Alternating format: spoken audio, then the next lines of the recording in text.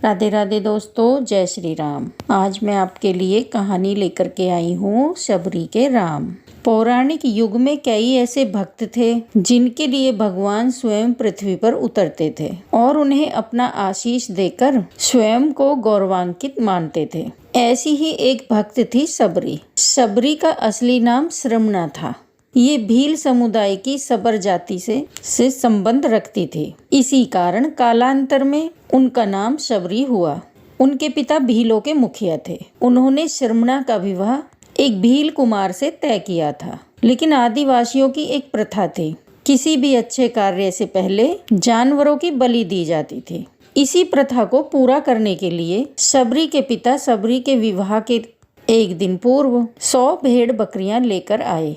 तब शबरी ने पिता से पूछा, पिताजी इतनी सारी भेड़ बकरियां क्यों लाए हो? शबरी बिटिया, ये हम भीलों की एक प्रथा है जिसके अनुसार कल प्रातः तुम्हें विवाह की विधि शुरू करने से पूर्व इन सभी भेड़ बकरियों की बलि दी जाएगी। अच्छा, मुझे तुम्हारे विवाह के लिए बहुत काम है, मैं अभी आता हूँ। माँ, ये कैसी परंपरा है जिसके कारण बेजुबान और निर्दोष जानवरों की हत्या की जाएगी? बेटी, ये प्रथा शुरू से ही चली आ रही है। मेरे विवाह के समय भी ऐसा ही हुआ था। प्रथा के बारे में सुनकर शबरी को बहुत दुख हुआ। वो पूरी रात उन भेड़ बकरियों के पास बैठी रही और उनसे बातें करती रही। उसके मन में एक ही विचार था कि कैसे वो इन निर्दोष जानवरों को बचा पाए। तब एकाएक शबरी के मन में एक विचार आता है, नहीं, मेरे कारण इन निर्दोष पशुओं की बलि नहीं दी जाएगी। मुझे भोर होने से पूर्व ही घर से भागना होगा। मैं भली भांति जानती हूँ, अगर मैं एक बार इस तरह अपना विवाह छोड़कर घर से भागूंगी तो मुझे कभी इस घर में वापस आने का मौका नहीं मिलेगा। शबरी के माता पिता गहरी नींद में सो रहे थे। शबरी उनको आखिरी बार प्रणाम करके घर से निकल जाती है, जिसके बाद शबरी एक घने जंगल में पहुंचती है। शबरी जंगल में भटक रही थी। तब उसने शिक्षा प्राप्ति के उद्देश्य से कई गुरुवरों के आश्रम में दस्तक दी। लेकिन शबरी तुच्छ जाति की थी, इसीलिए उसे सभी ने धुतकार कर निकाल दिया। तेरा इतना साहस कि तू हमसे शिक्षा ग्रहण करने के विचार से आई है। तू तुच्छ जाति की भील कन्या है, इसीलिए हम तुझे शिक्षा देकर स्वयं को पाप के भागीदार नहीं बना सकते। तू अभी के अभी ये आश्रम छोड़कर चली जा। तेरे लिए इस आश्रम में कोई स्थान नहीं है। ऋषिवर की बातों को सुनकर शबरी शांत भाव से उन्हें प्रणाम करके वहां से चली जाती है। शबरी भटकती हुई मृतंग ऋषि के आश्रम में पहुंचती है। प्रणाम मुनिवर। जीती रहो पुत्री। कौन हो तुम? मुनिवर, मेरा नाम शबरी है। शबरी ने अपना परिचय देते हुए मृतंग ऋषि से शिक्षा प्राप्ति की इच्छा व्यक्त की। मृतंग ऋषि ने सहस्त्र शबरी को अपने गुरुकुल में स्थान दे दिया। अन्य सभी ऋषियों ने मृतंग ऋषि का तिरस्कार किया, लेकिन मृतंग ऋषि फिर भी अपने कथन से पीछे नहीं हुए। उस दिन से शबरी ने गुरुकुल के सभी आचरणों को आसानी से अपना लिया और दिन रात अपने गुरु की सेवा में लग गई। शबरी जतन से शिक्षा ग्रहण करने के साथ आश्रम की सफाई, गौशाला की देखरेख, दूध धोने के कार्य के साथ सभी गुरुकुल के वासियों के लिए भोजन बनाने के कार्य में लग गई। कई वर्ष बीत गए। मृतंग ऋषि शबरी से बहुत प्रसन्न हुए। मृतंग ऋषि का शरीर दुर्बल हो चुका था, इसलिए उन्होंने शबरी को एक दिन अपने पास बुलाया और कहा, पुत्री, मेरा शरीर अब दुर्बल हो गया है, इसलिए मैं अब अपनी देह यहीं छोड़ना चाहता हूँ। लेकिन उससे पहले मैं तुम्हें आशीर्वाद देना चाहता हूँ। बोलो पुत्री, तुम्हें क्या चाहिए? हे गुरुवर, आप ही मेरे पिता हैं और मैं आपके कारण ही जीवित हूँ। आप मुझे अपने साथ ही ले जाएं। नहीं पुत्री, तुम्हें मेरे बाद मेरे इस आश्रम का ध्यान रखना है। तुम जैसी गुरुपरायण शिष्या को उसके कर्मों का उचित फल मिलेगा। एक दिन भगवान राम तुमसे यहाँ मिलने आएंगे और उस दिन तुम्हारा उद्धार होगा और तुम्हें मोक्ष की प्राप्ति होगी। इतना कहकर मृतंग ऋषि अपनी देह त्याग कर समाधि ले लेते हैं। उसी दिन से शबरी रोज प्रातः उठकर बाग जाती, ढेर सारे फल इकट्ठा करती, सुंदर सुंदर फूलों से अपना आश्रम सजाती। शबरी को भगवान राम के आने का कोई निश्चित दिन नहीं पता था। उसे केवल अपने गुरुवर की बात पर यकीन था, इसलिए वो रोज राम के इंतजार में समय बिता रही थी। वो रोजाना यही कार्य करती थी। एक दिन सबरी आश्रम के पास के तालाब में जल लेने गई। वहीं पास में एक ऋषि तपस्या में लीन थे। जब उन्होंने सबरी को जल लेते देखा तो उसे अछूत कहकर उस पे एक पत्थर फेंका और उसकी चोट से बहते रक्त की एक बूंद से तालाब का सारा पानी रक्त में बदल गया।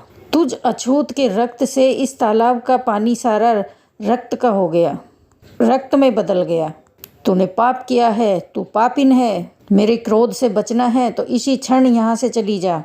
ऋषि के कठोर वचन सुनकर सबरी रोती हुई अपने आश्रम में चली गई। उसके जाने के बाद ऋषि फिर से तप करने लगे। उसने बहुत से जतन किए, लेकिन वह तालाब में भरे रक्त को जल नहीं बना पाया। उसमें गंगा, यमुना, सभी पवित्र नदियों का जल डाला गया, लेकिन रक्त जल में नहीं बदला।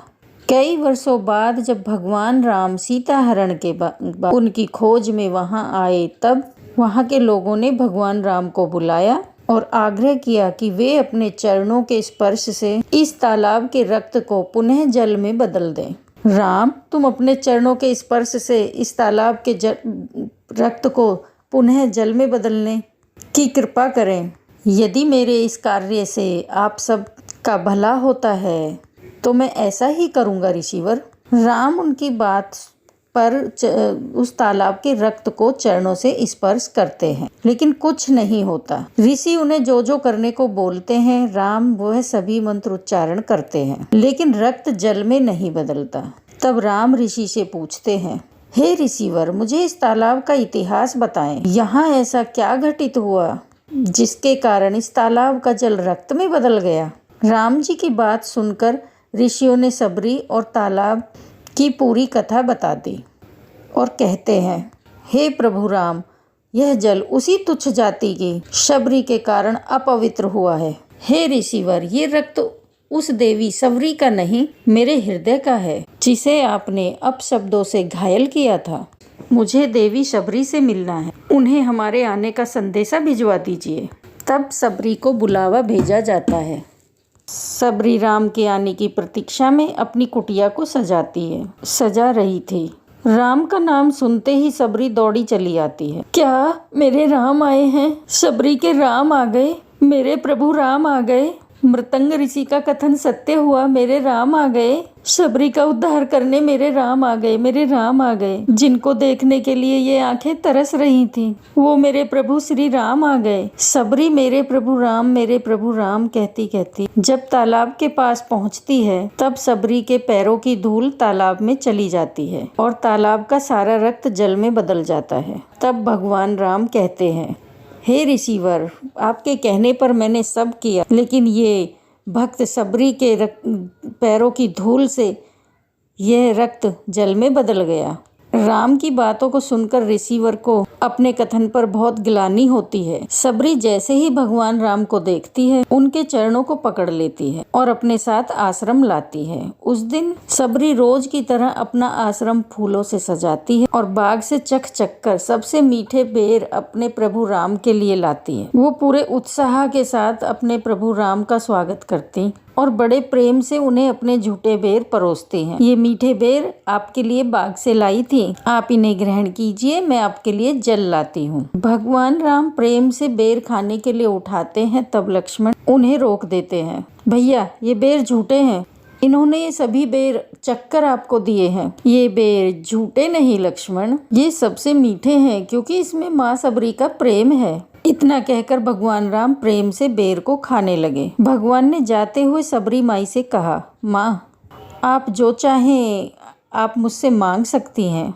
प्रभु, मृतंग ऋषि के कहने पर मैं आज तक सिर्फ आपके दर्शन करने के लिए जी रही थी। अब आप मुझे मोक्ष प्रदान कीजिए। मैं अपना शरीर आपके चरणों में त्यागना चाहती हूँ। और उसी क्षण सबरी ने अपना शरीर त्याग दिया। भगवान राम ने अपने हाथों से उनका अंतिम संस्कार किया और सीता माँ की खोज में आगे बढ़ गए। इस तरह से ऋषि मृतंग की बात सच साबित हुई और सबरी को भगवान राम के दर्शन भी हुए।